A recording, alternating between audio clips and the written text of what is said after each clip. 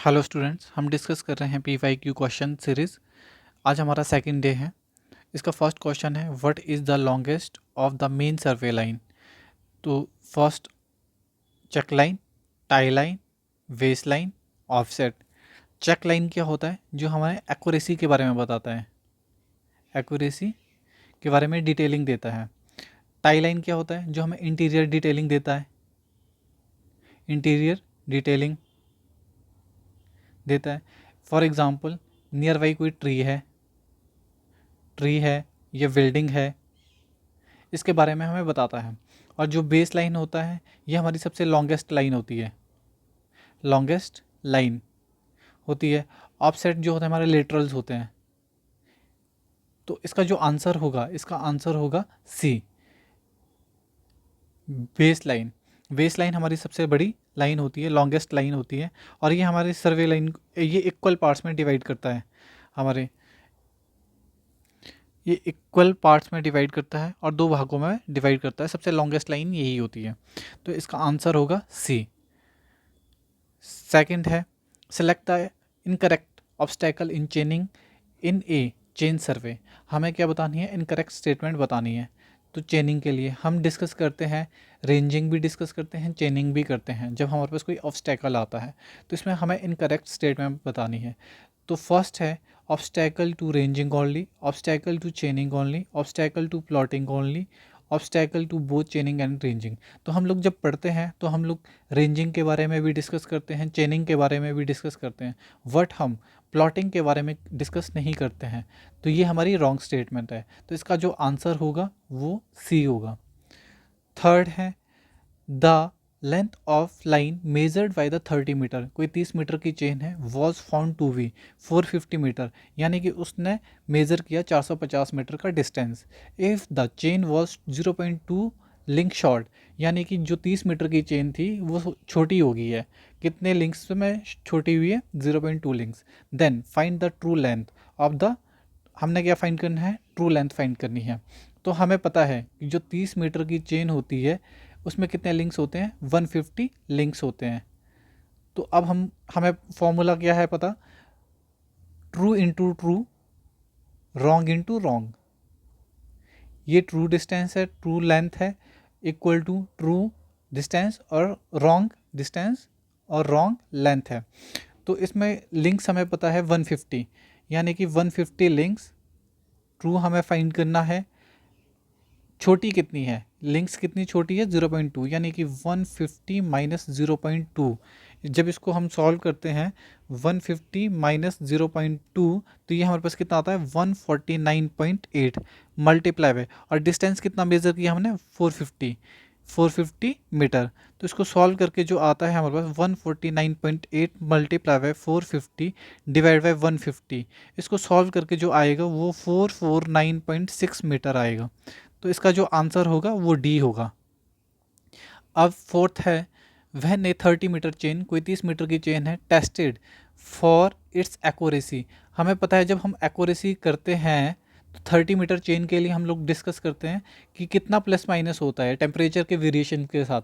तो plus minus 8 mm। और जब हम 20 मीटर की चेन को डिस्कस करते हैं जब टेम्परेचर वेरिएशन होता है तो प्लस माइनस 5 mm। तो जो इसका आंसर होगा वो होगा ए। 30 मीटर चेन के लिए पूछा गया है, और याद रखना 20 मीटर के लिए भी प्लस माइनस 5 होता है। फिर अब फिफ्थ है, ए 50 मीटर टेप, कोई 50 मीटर की टेप है, is hold 2 metre out of line, यानी कि उसमें आगे बढ़ गया है, करेक्शंस लगानी है। तो what is the true length? हमें ट्रू लेंथ निकालनी है। तो हमें पता है कि करेक्शन क्या होती है? करेक्शन होती है negative of L squared by 2l। तो हाइट कितनी है, यानी कि आउट ऑफ लाइन कितनी की है वो? 2 का square divide by 2 multiply by total 50। इसको जब सॉल्व करते हैं हम लोग तो इसको सॉल्व करके आता है 2 square divide by 2 multiply by 50। तो इसको सॉल्व करके आता है हमारे पास 0.04 मीटर। अब हमें क्या फाइंड करना है? True length. True length, true length, true length कैसे फाइंड करते हैं? टोटल कितने मीटर की लेंथ टेप दी है? 50 -0.04, तो इसको सॉल्व करके जो आंसर आता है वो आता है 49.96 मीटर। तो आंसर डी।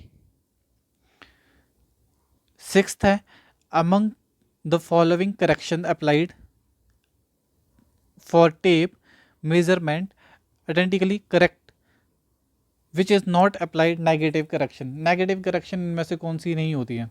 सैग करेक्शन ऑलवेज नेगेटिव, स्लोप ये भी नेगेटिव होती है, पोल करेक्शन ये नेगेटिव नहीं होती है, रॉन्ग अलाइनमेंट ये भी नेगेटिव होती है। याद रखना कि रॉन्ग इसमें जो आंसर होगा सी होगा। सैग करेक्शन हमेशा नेगेटिव होती है। नेक्स्ट है seventh, for scale of 1 centimetre equal to 2.5 kilometre representative fraction बताना है आर एफ। आर एफ कैसे निकालते हैं? 1 centimetre divide by 2.5 kilometre. Kilometre को हमने मीटर में चेंज करना है। 1 centimetre divide by 2.5 multiply by kilometre में 1000 मीटर। अब इसे हमें सेंटीमीटर में कन्वर्ट करना है। 1 centimetre divide by 2.5 multiply by 123 multiply by metre को सेंटीमीटर में 100। तो इसको सॉल्व करके जो आता है हमारे पास वो आता है 1 डिवाइड बाई 2 5 1 2 3 4, यानी कि ऑप्शन कौन सा मैच कर रहा है? डी। एक 10 ऊपर ले जाना, इसको काट देना, जो ये पॉइंट हट जाएगा यहाँ से, तो ये कितना आएगा हमारे पास? 1 डिवाइड बाई 2,50,000। उसके बाद 8th क्वेश्चन कह रहा है हमें the length of the road measured with 30 metre. कोई 30 मीटर की चेन है और उससे डिस्टेंस जो मेज़र किया हुआ है 300 मीटर का किया है। What is the true length of the road if the chain is, मतलब कि लॉन्ग हो गई है 10 सेंटीमीटर टू लॉन्ग, तो वो कितनी लंबी हो चुकी है? 30 की, मतलब कि 10 सेंटीमीटर लॉन्ग हो गई है। तो इसे हम जब करेंगे true into true, wrong into wrong, तो हमें क्या पता है ट्रू कितनी है? 30 मीटर की कोई चेन है, और रॉन्ग कितनी हुई? मतलब कि इंक्रीज़ हो गई 10 सेंटीमीटर, यानी कि 30.10 मल्टीप्लाई बाई डिस्टेंस कितना मेज़र किया हमने? 300 का। इसको जब सॉल्व करेंगे हम लोग, d equal to 30.10 multiply by 300 divide by 30, इसको सॉल्व करके जो आएगा हमारे पास वो आएगा 301, यानी कि d इक्वल टू ये इसका जो आएगा 301 मीटर। इसका जो आंसर होगा वो ए होगा। नेक्स्ट है इसका आंसर डी। नेक्स्ट क्वेश्चन है the correction due to wrong alignment of the tape. जब हम लोग किसी टेप से डिस्टेंस मेज़र कर रहे हैं तो उसकी अलाइनमेंट जब हम ज़्यादा मेज़र करेंगे तो उसका it is always negative, positive और negative depend upon the alignment due to wrong right of the left, ये फिर इट इज़ ऑलवेज पॉजिटिव। हमें पता है कि जब हम टेप से कोई डिस्टेंस मेज़र कर रहे हैं और रॉन्ग कर रहे हैं तो उसकी लेंथ इंक्रीज़ होगी, और जो हम उसमें करेक्शन अप्लाई करेंगे वो क्या अप्लाई करेंगे? नेगेटिव, ऑलवेज नेगेटिव अप्लाई करेंगे। तो इसका जो आंसर होगा वो ए होगा। नेक्स्ट है टेंथ। टेंथ कह रहा है the area of a plan of on old map. Old survey plotted किया था हमने कोई शीट पे, found to be shrink line originally 10 centimetre long, now measured 9.7 centimetre always. Shrink factor निकालना है। श्रिंकेज फैक्टर क्या होता है हमारे पास? Shrink length, shrunk SHRU, shrunk length divide by actual length, ये फॉर्मूला होता है श्रिंक फैक्टर का निकालने का। तो इसमें हमें क्या दिया हुआ है? श्रंक लेंथ, श्रंक कितना हुआ है हमारे पास? 9.7 सेंटीमीटर, 9.7, और एक्चुअल कितना था? 10। तो इसका जो आंसर होगा 0.97, 0.97, यानी कि D is the right answer. Next है 11th, in setting up a plane table at a station a then corresponding point on the plane was not accurately, if displacement of A was 20 centimeter in direction at right angle to the ray, then how much on the plan was distance. इसमें हमें क्या दिया हुआ है? एक तो हमें displacement दिया हुआ है, और सेकंड हमें क्या दिया हुआ है? स्केल दिया हुआ है। तो फर्स्ट क्या लिखेंगे हम लोग? डिस्प्लेसमेंट। डिस्प्लेसमेंट कितनी दी है हमें, ए की of point A is equal to 20 centimetre. Second क्या दिया हमें, स्केल, स्केल कितना दिया है 1 सेंटीमीटर इक्वल टू 2 मीटर। इसे हमें आरएफ में कन्वर्ट करना होगा, रिप्रेजेंटेटिव फ्रैक्शन में 1 सेंटीमीटर इक्वल टू 2, इसको हमें सेंटीमीटर में कन्वर्ट करना होगा यानी कि 200। ये आरएफ में कन्वर्ट कर दिया, 1 डिवाइड बाय 200। अब हमें पता है कि डिस्प्लेसमेंट ट्रू पोजीशन का निकालना होगा, तो क्या होता है डिस्प्लेसमेंट ट्रू का निकालना है, ट्रू पोजीशन ये होता है स्केल मल्टीप्लाई बाय जो डिस्टेंस मेजर किया है डिस्प्लेसमेंट मल्टीप्लाई बाय डिस्प्लेसमेंट। तो स्केल कितनी है 1 डिवाइड बाय 200 मल्टीप्लाई बाय और डिस्टेंस कितना मेजर किया है 20 का।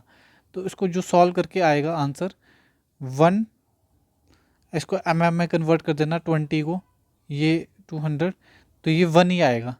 200 से 200 कट गया तो ये कितना आएगा 1। इसका राइट आंसर होगा सी। नेक्स्ट है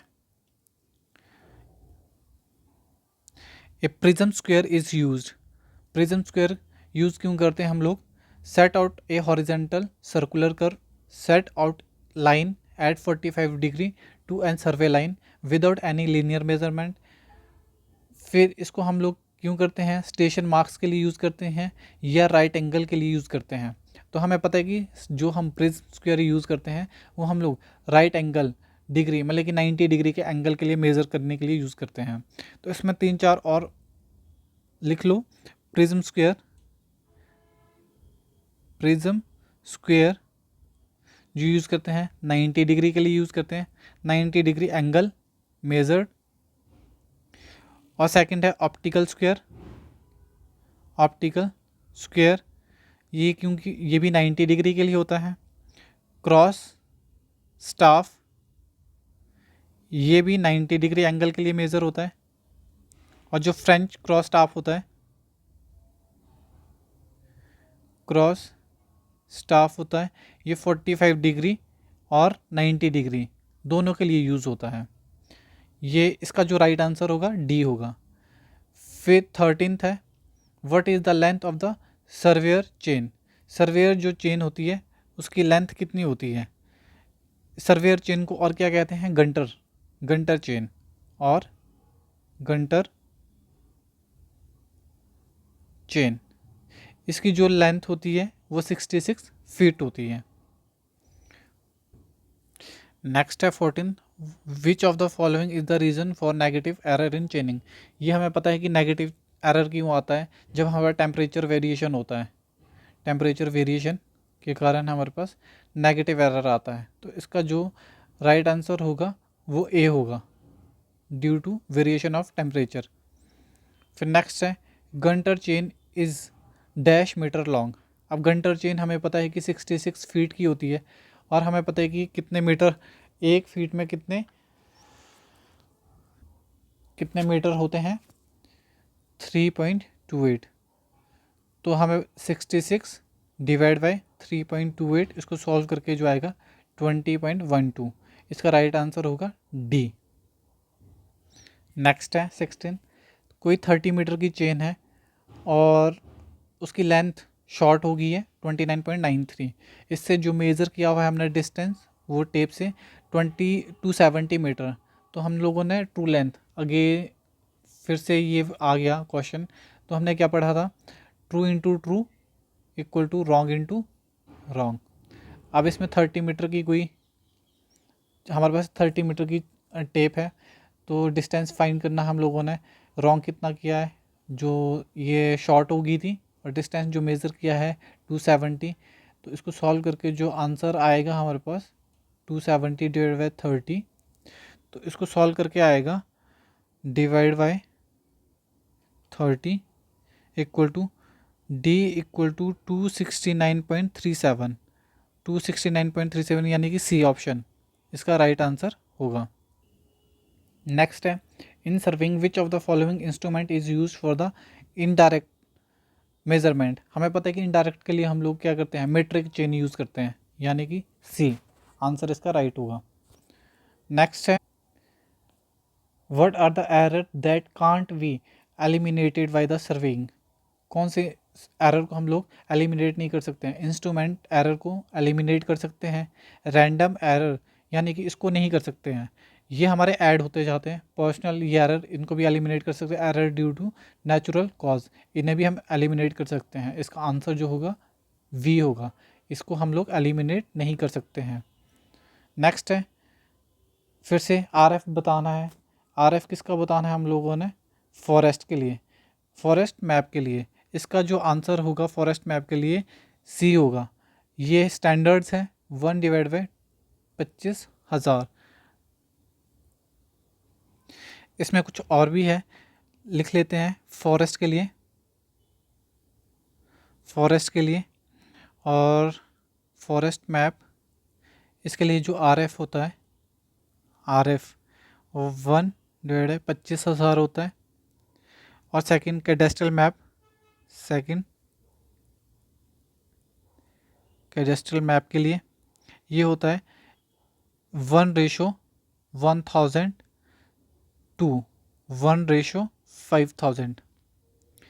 फिर थर्ड है जियोग्राफिकल मैप, जियोग्राफिकल मैप, इसके लिए होता है 1/16123456 फोर्थ है हमारे पास टोपोग्राफिकल मैप,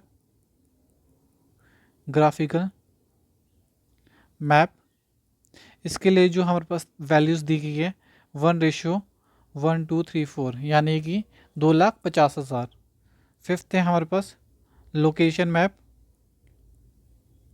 लोकेशन मैप, ये होता है 1/500 टू 1/2500। और जो नेक्स्ट पूछा गया है टाउन प्लानिंग के लिए, टाउन प्लानिंग के लिए कितना होता है हमारे पास? टाउन प्लानिंग, टाउन प्लानिंग के लिए होता है हमारे पास 1/123 यानी कि 5,000 टू 10,000, 1/123। ये होती है कुछ वैल्यू जो एग्ज़ाम में पूछी गई है और इम्पॉर्टेंट भी है। जनरली ज़्यादातर पूछा गया है फॉरेस्ट के लिए 1/25,000। Thank you.